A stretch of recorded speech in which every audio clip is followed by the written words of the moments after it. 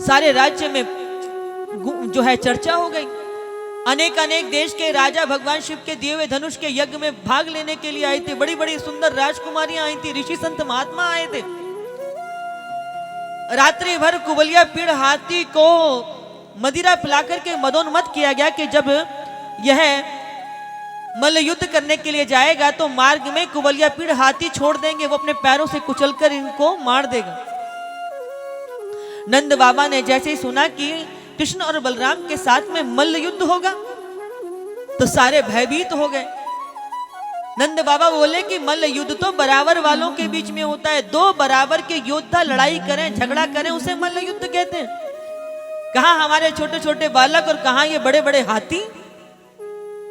कन्हैया बोले बाबा चिंता करने वाली बात ना है, हम भी कल इन्हें अपनी मैया को दूध दिखा देंगे, कैसे हमने अपनी मैया को दूध पियो।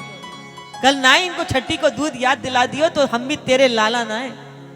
अब बंधुओं यहाँ मल्ल युद्ध की तैयारी हो गई और उस मल्ल युद्ध का दर्शन करने के लिए सब अपना अपना स्थान लेकर के बैठे हैं। एक तरफ बड़े बड़े देशों के राजा बैठे हुए हैं, एक तरफ राजकुमारियां बैठी हुई हैं, एक तरफ भगवान के ग्वाल माल सखा बैठे हैं, एक तरफ संत महात्मा बैठे हैं और एक तरफ मथुरा की प्रजा बैठी हुई है। और देखो जाकी रही भावना जैसी, प्रभु मूरत देखी तिन तैसी।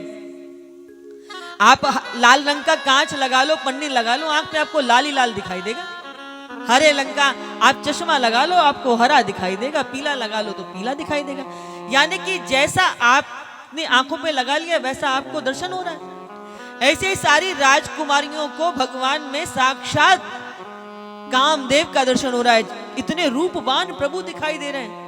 राजाओं को साधारण राजा दिखाई दे रहे हैं, ऋषियों को भगवान साक्षात योगी राज दिखाई दे रहे हैं, ग्वाल बाल सखाओं को अपने मित्र दिखाई दे रहे हैं और कंस को साक्षात भगवान में अपना काल दिखाई दे रहा है। ऊंची सी मचान पर चढ़ करके बैठे हुए कंस, अपनी मृत्यु का इतना भय है कि ऊंची सी मचान पर चढ़ के बैठे हुए। अब यहां शल तो शलकूटों ने ललकारा है, बड़े पूतना को अघासुर को मारने वाले आए भैया, आओ जरा हम भी देखें तुमने कैसे किनको मारा है। कन्हैया और बलदाऊ ने भी एक ही छलांग में लगा करके वो रण की भूमि पर पहुंच गए।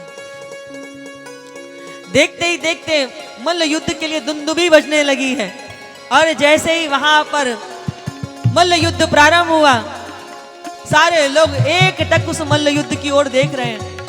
देखते ही देखते बलदाऊ भैया ने एक ही मुष्टिक का प्रहार मुष्टिक के ऊपर किया है। जैसे ही घूसा मारा है शीश पर, मुंह से रक्त का बमन होना प्रारंभ हो गया। शल तो शलकूट के साथ भयंकर युद्ध प्रारंभ हुआ। देखते ही देखते सबको भूमि में भगवान ने धराशायी कर दिया। हजारों हजार सैनिक एक साथ भगवान के ऊपर टूटने लगे। जैसे कोई खेत से गाजर मूली आलू उखाड़ता है ना, ऐसे ही ठाकुर जी उन सारे सैनिकों को उखाड़ उखाड़ करके फेंकने लगे हैं। बहुत सारे सैनिक कहने लगे महाराज छोड़ दो, हमारे नन्हे नन्हे से बालक हैं, हमारे परिवार का क्या होगा। और फिर भगवान ने एक ऐसी छलांग लगाई, कंस की मचान पे चढ़ गए। एक पाद का प्रहार किया, कंस अपनी मचान से नीचे आकर के उस रण की भूमि में गिर गया। भगवान भी नीचे आ गए, कंस के केश पकड़ लिए। प्रग्रह्य केशेषु चलत क्रीटम निपात रंगो परितुंग मंचात तस्यो परिष्टात स्वयं अब्ज नाभा पपात विश्वते आत्तंत्रा। कंस कहता है छोड़ दे। कन्हैया कहते हैं याद आई मामा जी, आपने ऐसे ही मेरी माँ देवकी के केश पकड़े थे ना, जाके पगना पड़े विवाई सो का जाने पीर पर आई।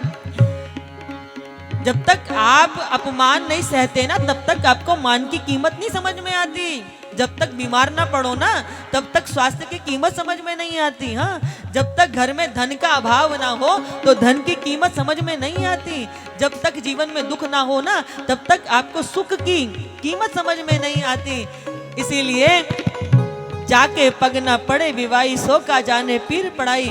तुमने मेरी माँ के केश ऐसे ही पकड़े थे ना, मेरे नाना को तुमने कारागार में डाला ना, सब सारी प्रजा को दुख दिया ना, लेकिन मैं फिर भी कहता हूँ कि मैं भगवान हूँ, मेरी तरफ देख, मैं तेरा उद्धार कर दूंगा।